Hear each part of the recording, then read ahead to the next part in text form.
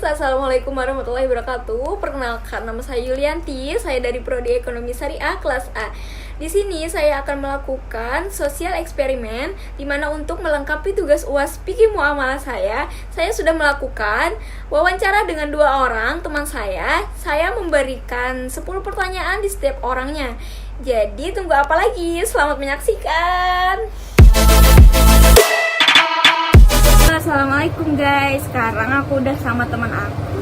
Kenalin dulu dong namanya. Halo, kenalin, nama aku Khalifah Nurbaiti. Aku kuliah di Poltekkes Kemenkes Palangkaraya.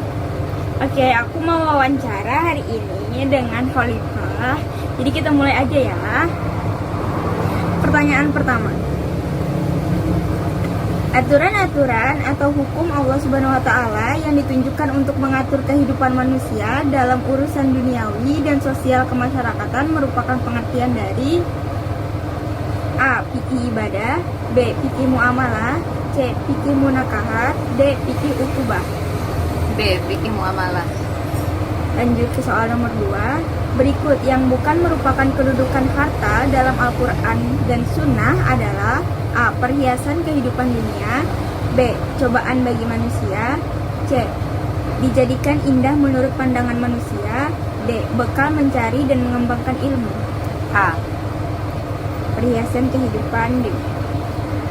Nomor 3. Kesepakatan dalam perjanjian antara 2 pihak atau lebih untuk melakukan atau tidak melakukan perbuatan hukum tertentu merupakan pengertian dari A. Kontrak, B. Akad, C. Iltijam, D. Wan prestasi. D. Akad. Nomor 4. Syarat sah akad apabila terhindar beberapa hal di bawah ini, kecuali A. Garar, B. Al-jahalah, D. Saling ridho, D. Kemudaratan. D. Kemudaratan. Yang kelima, yang bukan merupakan nama lain dari jual beli adalah A. At-tabaru, B. At-tijarah, C. Al-bai, D. Perdagangan. A. At-tabaru.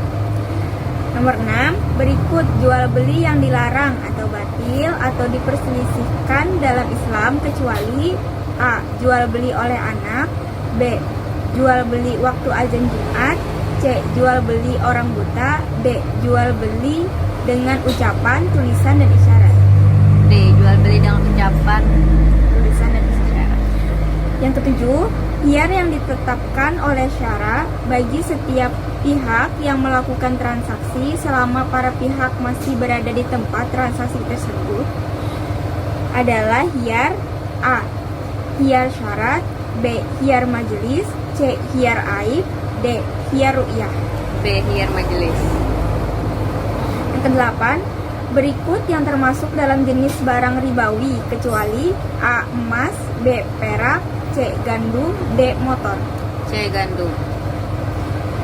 Yang kesembilan, riba dalam hutang piutang seperti si A meminjamkan uang 100.000 lalu disyaratkan mengambil keuntungan ketika pengembalian atau dikembalikan 150.000 disebut dengan riba A. Riba fadl, B. Riba jahiliyah, C. Riba nasiyah, D. Riba qard.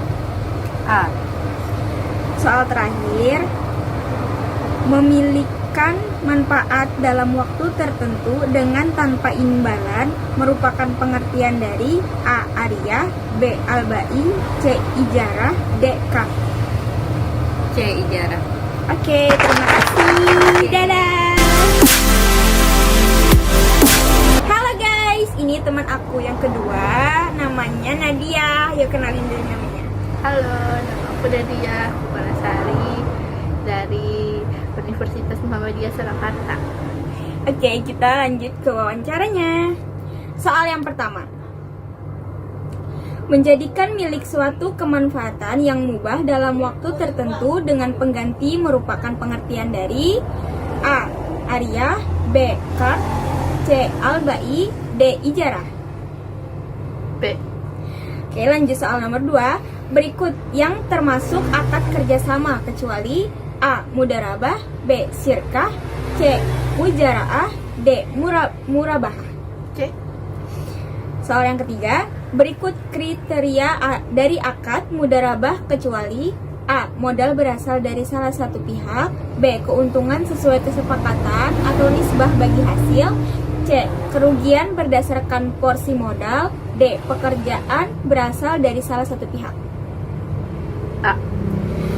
Soal keempat, berikut yang merupakan syarat marhun atau jaminan, yaitu A. Milik murtahin. B. Bersatu dengan harta lain. C. Marhun. B. Harus jelas dan diketahui. D. Bermanfaat dan dapat diperjualbelikan. D. Soal yang kelima, berikut yang merupakan kriteria dari bank syariah adalah A. Hubungan dengan nasabah, hubungan kreditur dan debitur. B. Profit oriented. C. Berdasarkan prinsip bagi hasil jual beli dan sewa. D. Tidak memiliki DPS. D. Lanjut, soal nomor 6. Aturan-aturan hukum Allah Subhanahu wa ta'ala yang ditunjukkan untuk mengatur kehidupan manusia dalam urusan duniawi dan sosial kemasyarakatan merupakan pengertian dari A. Fikih ibadah. B. Fikih muamalah. C. Fikih munakahat. D. Fikih ukubah. B. Nomor 7.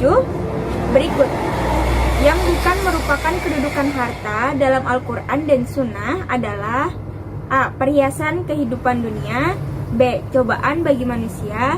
C. Dijadikan indah menurut pandangan manusia. D. Bekal mencari dan mengembangkan ilmu. Bukan. Ya.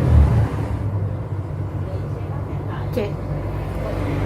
Soal nomor 8. Kesempatan dalam perjanjian antara dua belah pihak atau lebih untuk melakukan atau tidak melakukan perbuatan hukum tertentu merupakan pengertian dari A. Kontrak. B. Akad. C. Iltijam. D. Wan prestasi. Akad. Lanjut soal nomor 9. Syarat sah akad apabila terhindar beberapa hal di bawah ini kecuali A. Garar. B. Al-jahalah. C. Saling ridho. D. Kemudaratan. D. Soal terakhir yang bukan merupakan nama lain dari jual beli adalah A. At-tabaru. B. At-tijarah. C. Al-ba'i. D. Perdagangan. C. Oke, sudah selesai guys. Terima kasih untuk Nadia. Bye-bye. Halo guys, jadi kalian sudah menyaksikan bagaimana saya mewawancarai dua orang teman saya. Jadi sekarang waktunya saya akan menjelaskan jawaban yang benar menurut saya. Soal yang pertama, aturan-aturan atau hukum Allah Subhanahu wa ta'ala yang ditunjukkan untuk mengatur kehidupan manusia dalam urusan duniawi dan sosial kemasyarakatan merupakan pengertian dari. Jawabannya adalah fikih muamalah. Kenapa fikih muamalah? Karena dari yang kita ketahui, fikih adalah sebuah bidang ilmu yang membahas tentang hukum-hukum dalam syariat Islam. Fikih merupakan ilmu yang membahas tentang kehidupan sehari-hari.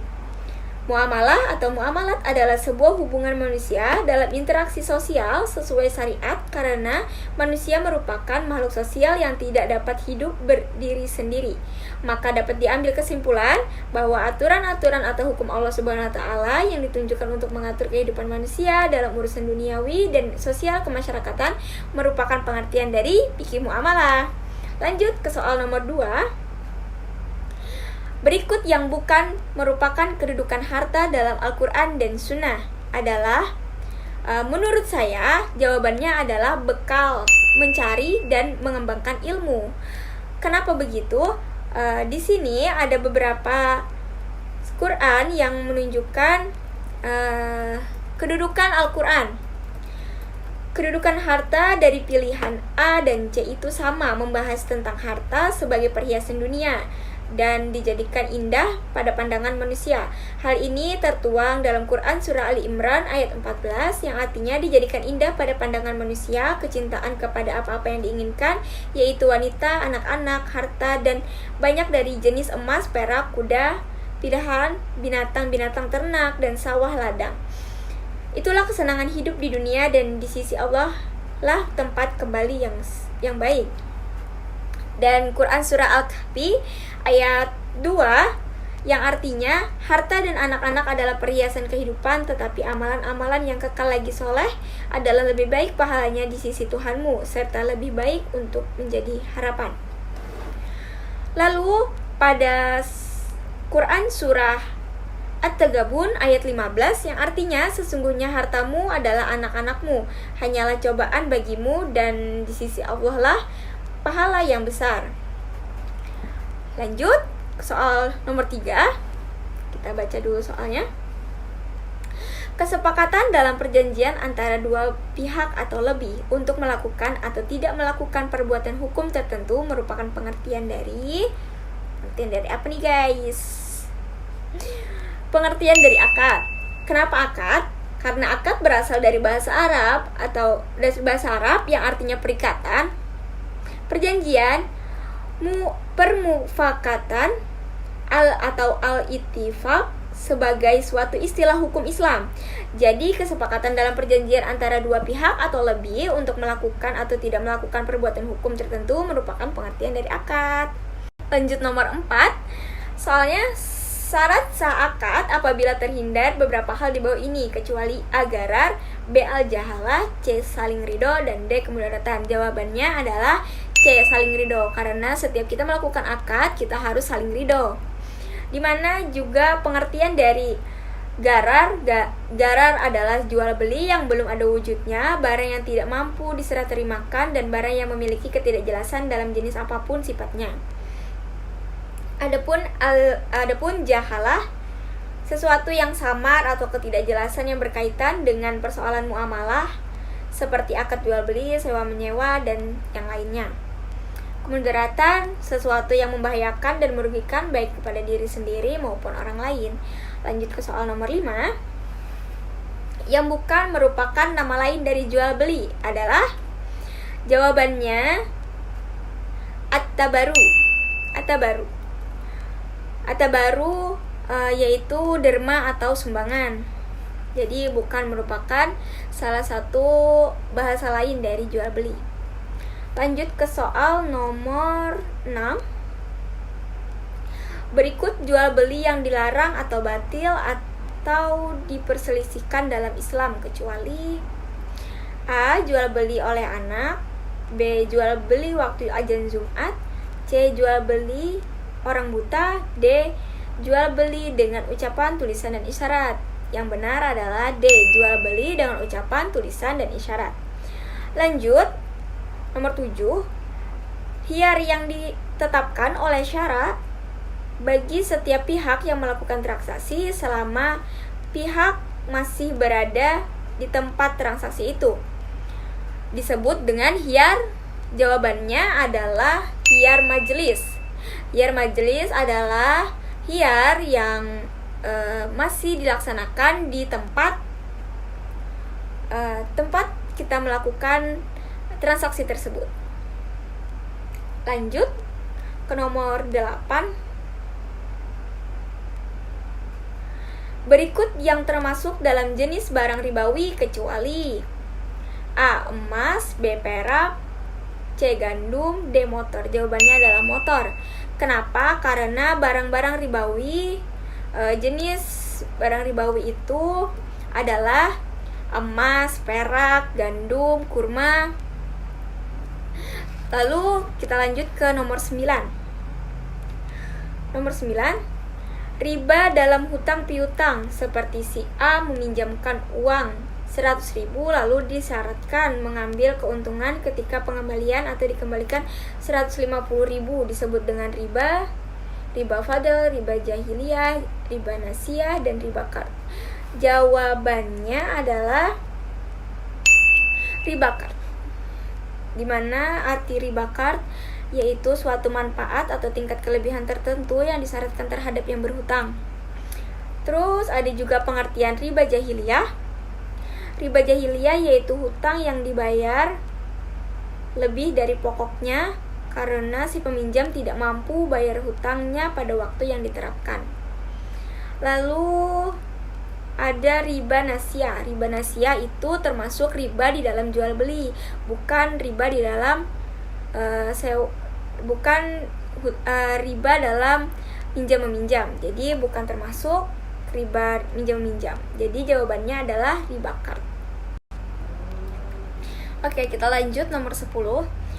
Memilihkan manfaat dalam waktu tertentu dengan tanpa imbalan merupakan pengertian dari jawabannya adalah A. Arya. Al-bai adalah pengertian dari jual beli atau kata lain dari jual beli. Ijarah adalah suatu akad dalam sewa menyewa. Lalu ada kard. Kard ini adalah sebuah riba, macam-macam riba. Lanjut ke soal nomor 11. Menjadikan milik suatu kemanfaatan yang mubah dalam waktu tertentu dengan pengganti merupakan pengertian dari jawabannya adalah ijarah. Yang dimana tadi Arya adalah memilihkan manfaat dalam waktu tertentu dengan tanpa imbalan. Lalu lalu kard adalah macam-macam dari riba, dan al-bai adalah suatu kata lain dari perdagangan.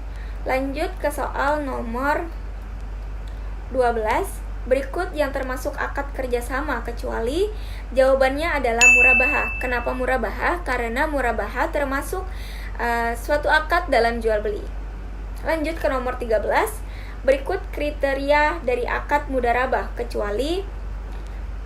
Di sini jawabannya adalah C. Kerugian berdasarkan porsi modal. Karena pada jawaban A, B, dan D itu termasuk kriteria dari akad mudarabah. Yang pertama ada modal berasal dari salah satu pihak. Yang kedua keuntungan sesuai kesepakatan atau nisbah bagi hasil. Yang ketiga adalah pekerjaan berasal dari salah satu pihak. Lanjut ke soal nomor 14. Berikut yang merupakan syarat marhun atau jaminan, yaitu syaratnya di sini soalnya sepertinya di sini menanyakan yang bukan termasuk syarat marhun, karena di sini pilihannya ada 3 pilihan yang termasuk syarat marhun. Syarat marhun yaitu milik murtahin, ya, terus bersatu dengan marhun bih harus jelas dan diketahui, dan bermanfaat dan dapat diperjualbelikan. Jadi di sini pertanyaannya mungkin berikut yang bukan merupakan syarat marhun atau jaminan, yaitu jawabannya adalah B, bersatu dengan harta lain. Lanjut ke soal terakhir. Berikut yang merupakan kriteria dari bank syariah adalah, sudah pasti jawabannya C, berdasarkan prinsip bagi hasil jual beli dan sewa menyewa. Selesai guys, sudah sosial eksperimen yang sudah saya lakukan untuk melengkapi tugas UAS Fikih Muamalah. Jadi terima kasih dan sampai jumpa.